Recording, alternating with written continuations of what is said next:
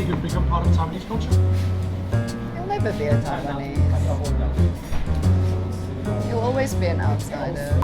I think only attention whores will read the comments. So Probably that's you then. do you think I've become part of the Taiwanese culture? Okay, yes, hello everybody, welcome back to the channel. My name is Alan, this is my life in Taiwan, and hello and welcome back to my ex-wife, baby mama and friend, Amor. Hi. Welcome back to Taiwan, welcome back to the channel. Thank you. Thanks for having me. Now, Amor left Taiwan 7 years ago, so in this video we're going to be exploring some of the changes that she's seen, but a lot of my followers are very interested in our family story. So while eating some traditional Taiwanese breakfast, we're going to get into the nitty-gritty and drag Amor over the coals. Hi. William is also here, but not part of this video, so just say hi quickly. Hi, drop the channel, go watch my videos. Any subjects that are off limits? Nah, I'll say if I don't want to answer it. So Amor and William left Taiwan at the end of 2016, 2017. The reason for that was to put William into South African elementary school. Yes. Do you still stand by that decision? Any regrets, any affirmations, anything that confirms your decision was right, or anything you regret? No, I've been talking to a lot of people since I've been back about the school system here, and I've spoken about William's experience there and about how happy we are at his school, and they've all gone that we made the right decision. He gets a more rounded education and he gets to be part of a culture that's his. We made a video in South Africa eating Taiwanese food that was very popular. A lot of people watched it. Okay. Did you read the comments on that video? No. What? I don't read comments. Is that not a taboo? People are they nice? I think only attention whores will read the comments. So Probably that's you then. Yeah. no, but the reason is that a lot of people supported your decision. Taiwanese people also sometimes don't agree with the Taiwanese education system. Yeah. Because I even spoke to my sister-in-law, and she moved from South Africa to Ireland, and in grade 11, and she said that South African education was still the best. She said she was amazed at how well equipped she was for what lied ahead. Our support system in South Africa for children that might need a bit more attention or might need a bit more guidance and help is way more than it is here. I spoke to parents with children with special needs, and so they said the constant struggle here to get the needed support is, yeah. Well, yeah, I think if you're talking about special needs, like education isn't like a black and white blueprint, right? It's very much flexible according to each kid, and I feel like Taiwanese education is... Don't allow that, yes. You either follow the main system, or you have to spend a lot of money and time in finding the right teacher. Yes. Okay, next question, which might put you on the spot a little bit, and feel free to answer as honestly as possible, or tell me to go get screwed. All right. What percentage of the decision to leave Taiwan and take William back for his education was down to William's situation and also down to your situation, your own personal desire to go back to South Africa for yourself?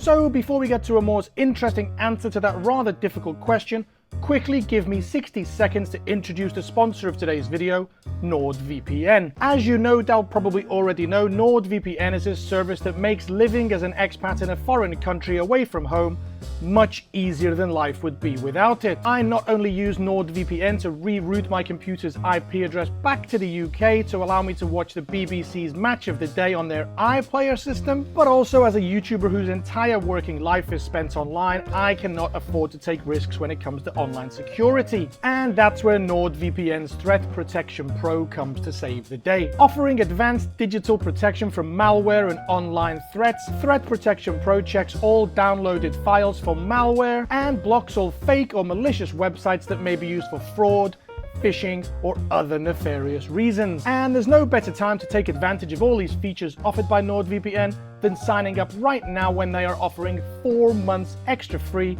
by signing up at nordvpn.com/lifeintaiwan and using my code at checkout. If you're looking for simply the best in online security and to make your internet experience safer with just one click, then NordVPN is the place for you, and I promise you won't regret it. And if you do decide that NordVPN service is not for you, then you can take advantage of their 30-day money-back guarantee, so you literally cannot lose. Thanks for listening and always supporting the channel and supporting sponsors of the channel. But as for now, time to get back to Amor and to find out whether or not she went back to South Africa for selfless or selfish reasons.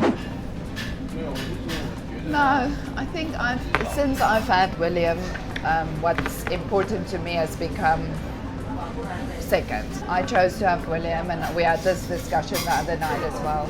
And all the decisions I make in my life is based on what's best for him. And I really felt that I wanted him to have a natural, more rounded education and upbringing. So, but you're still a human being. You must have your own desires and your own wishes. Desires. So, would you have stayed in Taiwan if William hadn't been born? Most likely, I would still be here. Yes, South Africa is not an easy place to live, to adult.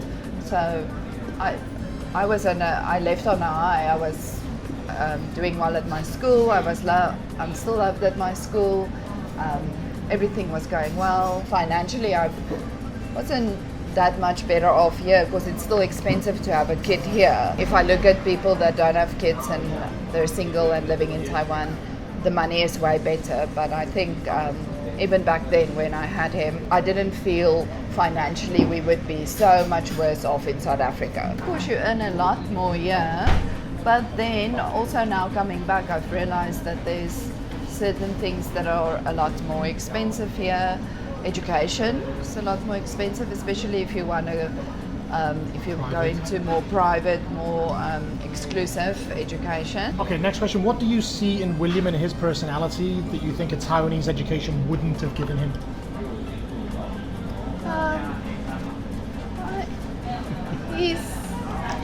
I don't know. I think what I would have worried is that he would have become so much himself, because he was in an environment where walking to the beat of your own drum is okay. But do you think if he'd stayed in Taiwan and South Africa hadn't been an option for you, that he would have been the same kid he is now, or he would have been different? No, I think he would have been different. How? Well, this is my assumption.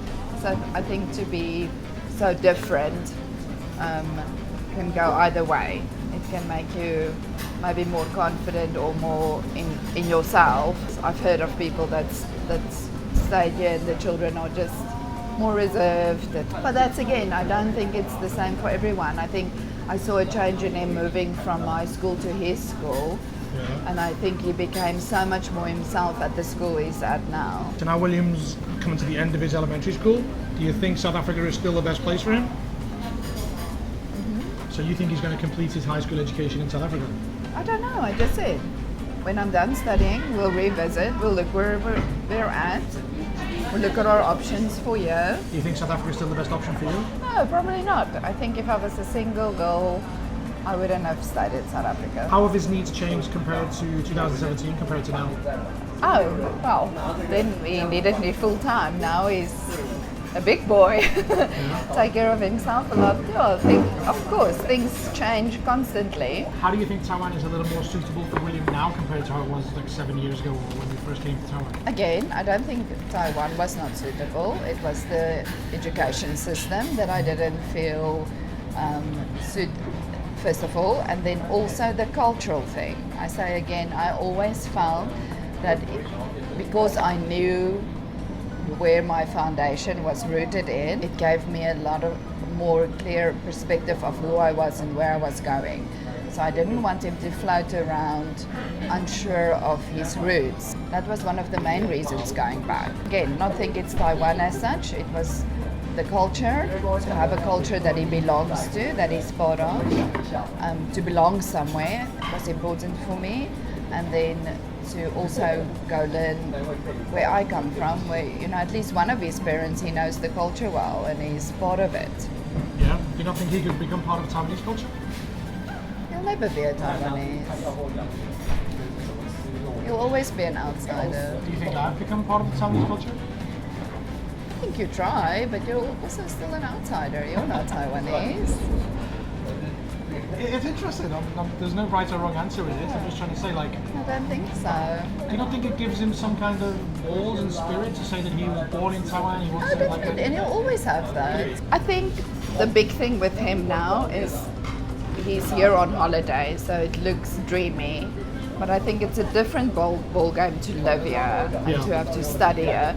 Talking of all of these things and the possibility of William coming back to Taiwan and seeing different changes, what's the biggest difference that you've seen in Taiwan compared to when you left 7 years ago? Well, the first thing I noticed when I was driving around with my friend on the first day here was the parks in Chinchu. Because William and I used to spend a lot of time in parks. Now, Alan said yesterday, Taiwanese people used to be in the parks as well. I can't remember them being there. You just never used to go to the parks? Oh yeah. I literally just said I was in the parks every weekend. I'm thinking your life didn't, just after we separated, your life stopped happening. Yes, they switched me off. So we were in the parks a lot. Yeah. And the parks were dirty and mingy, and now the parks have nice grass. They get maintained. I saw the other day when I was walking, guys cutting the grass, picking up the papers. We used to spend a lot of time on the bicycle path. The ponds there used to be filthy and again tidied up very nicely.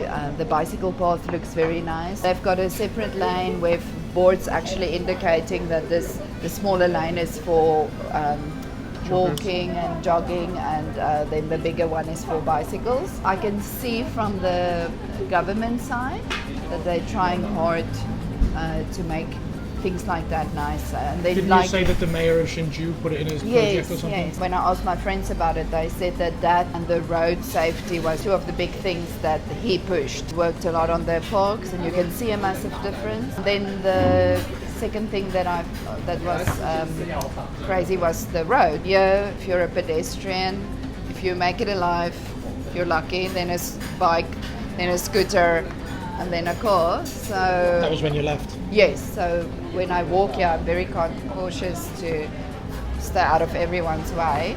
And I was in downtown Hsinchu. I was about to cross a pedestrian crossing, and I just stepped into it, still far from where the car, so there was a taxi coming, and the taxi just went stopping, and I was like, I walk now?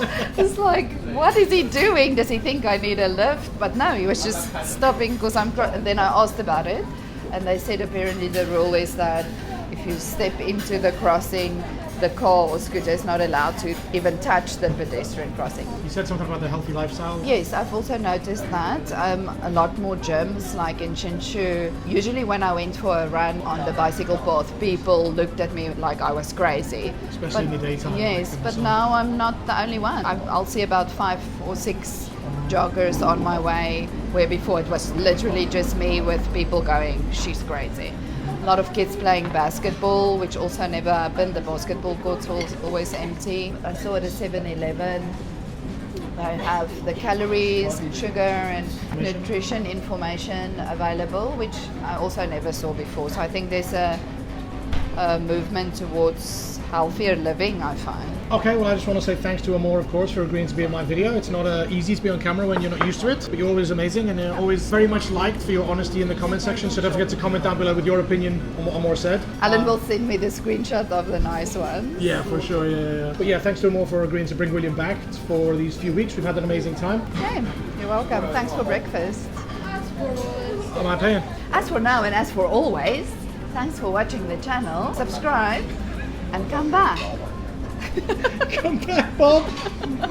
Don't go. Peace. Watch my series. Bye-bye. Bye. Bye.